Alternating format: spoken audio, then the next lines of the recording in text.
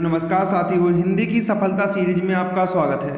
जैसा कि आप लोगों को पता है कि हिंदी की सफलता सीरीज के अंतर्गत हम लोग एसएससी जीडी कांस्टेबल 2022 में जितने भी शिफ्टों में एग्जाम हुए थे उन सभी शिफ्टों के हिंदी के प्रीवियस ईयर प्रश्नों को देख रहे हैं। तो चलिए, आज की क्लास का पहला प्रश्न है, पेड़ बढ़ता गया, इस वाक्य में प्रयुक्त संयुक्त क्रिया का नाम बताइए। पहला ऑप्शन है नित्यता बोधक संयुक्त क्रिया, दूसरा ऑप्शन है अनुमति बोधक संयुक्त क्रिया, तीसरा ऑप्शन है अवकाश बोधक संयुक्त क्रिया, चौथा ऑप्शन है समाप्ति बोधक संयुक्त क्रिया। तो इसका राइट आंसर हो जाएगा ऑप्शन नंबर 1, नित्यता बोधक संयुक्त क्रिया। दूसरा प्रश्न आपसे पूछा गया था, टिप्पस भिड़ाना मुहावरे का अर्थ होगा। पहला ऑप्शन है अकल लगाना, दूसरा ऑप्शन है नई योजना बनाना, तीसरा ऑप्शन है लोगों को आपस में लड़वाना, चौथा ऑप्शन है सिफारिश करवाना। तो इसका राइट आंसर हो जाएगा ऑप्शन नंबर 4, सिफारिश कराना। तो टिप्पस बढ़ाना का मुहावरे का अर्थ क्या होगा? सिफारिश करवाना। तीसरा प्रश्न आपसे पूछा गया था, इस वाक्य के रिक्त स्थान पर रेखांकित शब्द का उपयुक्त विलोम शब्द कौन सा होगा? भारत में कहीं अतिवृष्टि से बाढ़ आती है तो कहीं खालिस्तान से सूखा पड़ता है।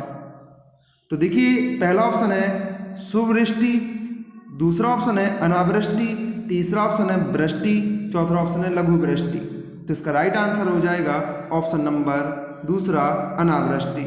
यानी भारत में कहीं अतिवृष्टि से बाढ़ आती है तो कहीं अनावृष्टि से सूखा पड़ता है। तो देखिए, यहाँ पर अतिवृष्टि का मतलब होता है अत्यधिक वर्षा होना और अनावृष्टि का मतलब होता है यहाँ पर बिल्कुल भी वर्षा ना होना। चौथा प्रश्न आपसे पूछा गया था, निम्नलिखित में से वाक्य में उत्कंठता के सही पर्यायवाची शब्द का प्रयोग हुआ है। पहला ऑप्शन है रघु में उत्साह की कमी है, दूसरा ऑप्शन है नव्या में अब कोई लालसा शेष नहीं थी, तीसरा ऑप्शन है लता ने अपनी उदारता का परिचय दिया, चौथा ऑप्शन है नेहा श्रेष्ठ गायिका है। तो इसका राइट आंसर हो जाएगा ऑप्शन नंबर दूसरा, नव्या में अब कोई लालसा शेष नहीं थी। पांचवा प्रश्न आपसे पूछा गया था, लड़कियों का समूह, रेखांकित पद समूह के बदले उपयुक्त शब्द का प्रयोग कीजिए। तो पहला ऑप्शन है गट्ठर, दूसरा ऑप्शन है रेवड़, तीसरा ऑप्शन है टुकड़ा, चौथा ऑप्शन है ढेर। तो इसका राइट आंसर हो जाएगा ऑप्शन नंबर 1, गट्ठर। छठवां प्रश्न आपसे पूछा गया था, निम्नलिखित वाक्य के किस खंड में त्रुटि है? जीवन और साहित्य का घोर संबंध है। पहला ऑप्शन है जीवन, दूसरा ऑप्शन है संबंध, तीसरा ऑप्शन है साहित्य, चौथा ऑप्शन है घोर। तो इसका राइट आंसर हो जाएगा ऑप्शन नंबर 4, यानी इसका राइट आंसर हो जाएगा ऑप्शन नंबर 4, घोर। जीवन और साहित्य का घोर संबंध है, इसमें त्रुटि किसमें थी? घोर में। सातवां प्रश्न आपसे पूछा गया था, दिए गए वाक्य में से उचित शब्द से वाक्य पूर्ण करें। वैद्य जी खालिस्तान देखकर इलाज करते हैं। पहला ऑप्शन है नारी, दूसरा ऑप्शन है नाड़ी, तीसरा ऑप्शन है नीर, चौथा ऑप्शन है नीड। तो इसका राइट आंसर हो जाएगा ऑप्शन नंबर 2, नाड़ी। यानी वैद्य जी नाड़ी देखकर इलाज करते हैं। आठवां प्रश्न आपसे पूछा गया था, सरस्वती के पर्यायवाची शब्द से वाक्य की पूर्ति कीजिए।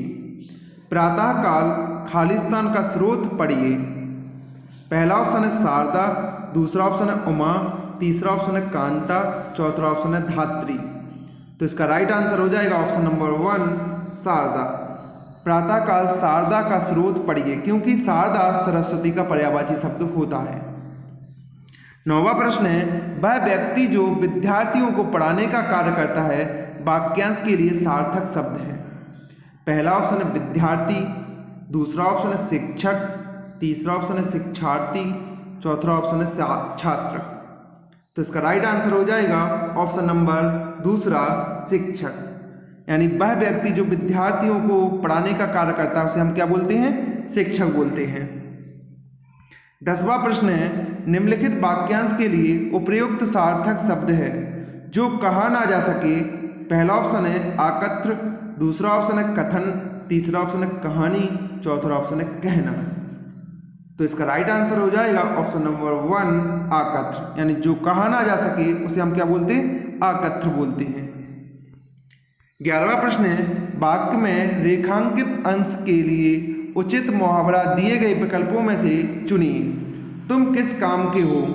पहला ऑप्शन है कोल्हू का बेल, दूसरा ऑप्शन है कूप मंडूक, तीसरा ऑप्शन है किस मर्जी की दवा, चौथा ऑप्शन है कोड़ में खाज।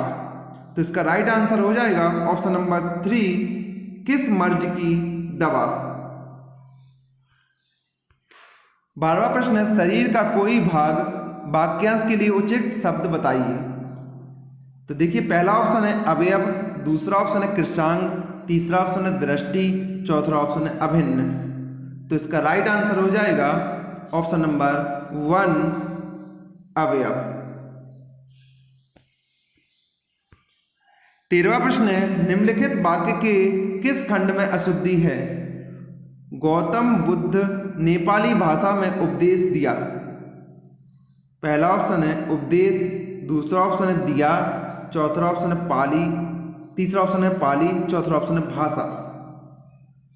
तो यहाँ पर इसका राइट आंसर हो जाएगा ऑप्शन नंबर 3 पाली, यानी गौतम बुद्ध ने पाली भाषा में उपदेश दिया था, ना कि नेपाली में। ठीक है। 14वां प्रश्न है, कर्ण खाने बीच मिठाई लाया। उपर्युक्त वाक्य में कारक संबंधी त्रुटि पहचान कर निम्नलिखित में से शुद्ध वाक्य चुनिए। कर्ण खाने साथ मिठाई लाया, दूसरा ऑप्शन है कर्ण खाने की मिठाई लाया, तीसरा ऑप्शन है कर्ण खाने बाद मिठाई लाया, चौथा ऑप्शन है कर्ण खाने के लिए मिठाई लाया। तो इसका राइट आंसर हो जाएगा ऑप्शन नंबर 4 कर्ण खाने के लिए मिठाई लाया। 15वां प्रश्न है, सुनैना खाना खा रही है। उपर्युक्त वाक्य का भाववाच्य में रूपांतरण होगा। पहला ऑप्शन है सुनैना खाना खा रही थी, दूसरा ऑप्शन है सुनैना खाना नहीं खा रही थी, तीसरा ऑप्शन है सुनैना खाना खा रही होगी, चौथा ऑप्शन है सुनैना से खाना नहीं खाया जाता। तो इसका राइट आंसर हो जाएगा ऑप्शन नंबर 4 सुनैना से खाना नहीं खाया जाता। तो आज की क्लास आप लोगों को कैसी लगी? आप लोग कमेंट करके बताएं। यदि आप लोगों को क्लास अच्छी लगी हो तो चैनल को सब्सक्राइब कर वीडियो को लाइक शेयर जरूर कीजिए। और मैं आपको एक बात बता दूं, मैं जल्द ही जीके जेएस की प्रीवियस ईयर क्लास स्टार्ट करने वाला हूं। तो आप लोग चैनल को सब्सक्राइब कर बेल आइकन पर क्लिक कर दीजिए, जिससे आने वाली क्लास का नोटिफिकेशन आप तक पहुंच सके। जय हिंद, जय भारत।